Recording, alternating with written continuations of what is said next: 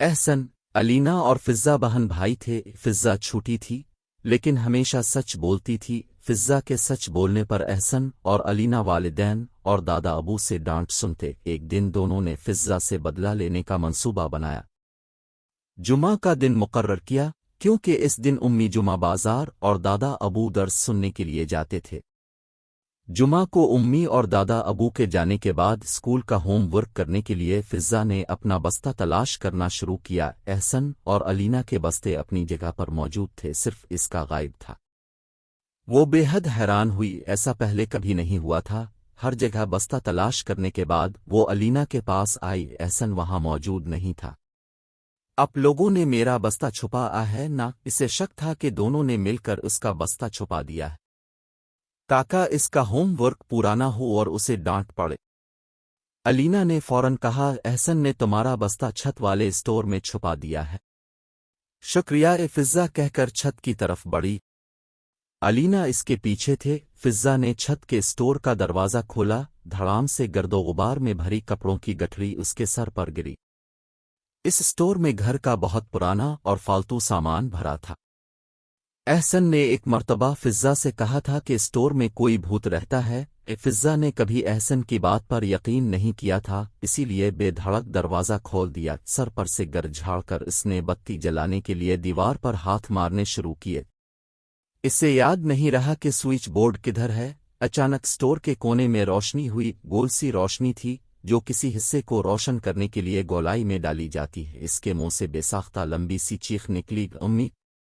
2 قدم پیچھے ہٹ کر اس نے دروازہ کھولنا چاہا مگر وہ بند تھا۔ دروازے کو دونوں ہاتھوں سے پیٹتے ہوئے اس نے بہن بھائی کو آواز دی، الینا باجی، احسن! دروازہ کھولو! بھوت! بھوت! ادھر وہ عجیب الخلقت مخلوق اس کی جانب بڑھ رہی تھی۔ اس کا چہرہ بالکل سفید تھا، آنکھوں کے ارد گرد گول سا حصہ سرخ ہو رہا تھا اور ہونٹ کالے تھے۔ بھوت اس کی جانب بڑھ رہا تھا۔ چیخ چیخ کر اس کا گلا بند ہونے لگا، پوری قوت سے دروازہ بجاتے بجاتے اس کے ہاتھ ڈاکنے لگے۔ اسے لگا رہا تھا جیسے وہ اب کبھی نہیں نکل پائے گی۔ بھوت آہستہ آہستہ اس کے قریب آ رہا تھا۔ فضا سے اس کی سمت دیکھا نہیں جا رہا تھا۔ بھوت اس کے بالکل قریب آ چکا تھا۔ اس نے سیاہ لباس کے اندر سے ہاتھ نکال کر اس کی جانب بڑھایا۔ فضا کی برداشت کی حد ختم ہو گئی، وہ تیور اکر گری اور بے ہوش ہو گئی۔ ادھر بھوت جو اپنی ہنسی برداشت کر رہا تھا، اس کا ہنستے ہنستے بارہ حال ہو گیا۔ اس نے سوئچ پر ہاتھ مار کر بلب جلا دیا۔ فضا! بھوک کے منہ سے چیخ برآمد ہوئی، الینا! الینا! دروازہ کھولو! بھوت نے دروازہ دھڑ دھڑایا جو فوراً کھل گیا۔ کیسا رہا؟ اس نے شوق سے پوچھتے ہوئے اندر جے نکا۔ اب بھوت بنے احسن کی طرح اس کے ہوش بھی الفاڑ گئے۔ بے ہوش پڑی فضا کے سر اور دائیں ہتھیلی سے خون نکل رہا تھا۔ فضا! فضا! احسن کی طرح اس نے بھی فضا کا گال تھپ تھپا یا مگر وہ ہوش میں نہیں آئی۔ جس وقت بھوت بنے احسن نے اس کی سمت ہاتھ بڑھایا، اس کی ہمت جواب دے گئی اور وہ بے ہوش ہو کر گر پڑی تھی۔ جس جگہ وہ گری تھی وہ نوکدار لکڑیوں کا گٹھا پڑا تھا۔ ایک نوکدار لکڑی سے الف سین کے سر پر خراش آئی تھی۔ 3-4 لکڑیوں نے اس کی ہتھیلی کو چھیل دیا تھا۔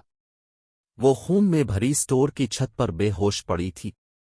یہ کیا ہو رہا ہے؟ دادا ابو کی آواز سن کر فضا پر جھکے احسن اور الینا جھٹکے سے سیدھے ہوئے۔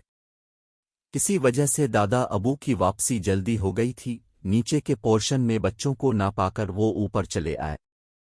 پہلے ان کی نظر روتے ہوئے احسن پر پڑی۔ اس کا عجیب و غریب حلیہ دیکھ کر وہ کچھ کہنے ہی والے تھے کہ ان کی نظر فضا پر پڑی۔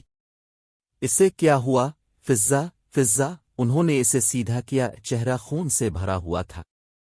دادا ابو نے کہا، الینا بھاگ کر جاؤ، میرا فرسٹ ایڈ باکس لے کر آؤ۔ احسن تم اسے الفاٹے کر نیچے لے چلنے میں میری مدد کرو۔ نیچے آنے کے بعد دادا ابو نے اس کے چہرے پر پانی کے چھینٹے مارے۔ وہ کسمسا کر جاگی اور دادا ابو سے لپٹ کر رو کر بتانے لگی، مجھے بھوت نظر آیا دادا ابو، بہت خطرناک۔ یہ تو نہیں تھا وہ بھوت۔ انہوں نے روتے ہوئے احسن کی طرف غصے سے اشارہ کیا، جس کے آنسوں سے آنکھوں کے گرد لگائی گئی لپ اسٹک اور چہرے پر تھوپا گیا پاؤڈر کہیں کہیں سے مٹ چکا تھا۔ ہونٹ پر لگایا گیا کاجل بھی کہیں کہیں سے ہٹ گیا تھا۔ شاید اس نے آنسو پوچھتے ہوئے ہونٹوں پر بھی ہاتھ ملا تھا۔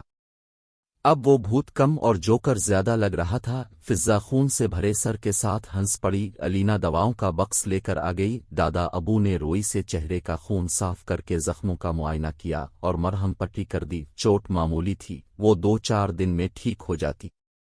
دادا ابو نے احسن اور الینا کی طرف دیکھتے ہوئے طنز یہ کہا، اب تم دونوں پھر جھوٹ بولو گے کہ فضا کے ساتھ مذاق کر رہے تھے؟ وہ خود ہی زیادہ ڈر گئی۔ مجھے معلوم ہے تم دونوں سچائی کی خوبیوں سے ناواقف ہو، تمہیں فضا کے سچ بولنے سے پریشانی ہوتی ہے، اس لیے تم لوگوں نے اس سے بدلہ لینے کے لیے ایسا کیا تھا۔